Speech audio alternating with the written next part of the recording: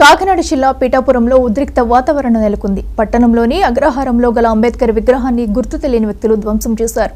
విగ్రహాన్ని ధ్వంసం చేసిన వారిని పట్టుకుని వెంటనే శిక్షించాలని స్థానికులు నిరసన వ్యక్తం చేశారు.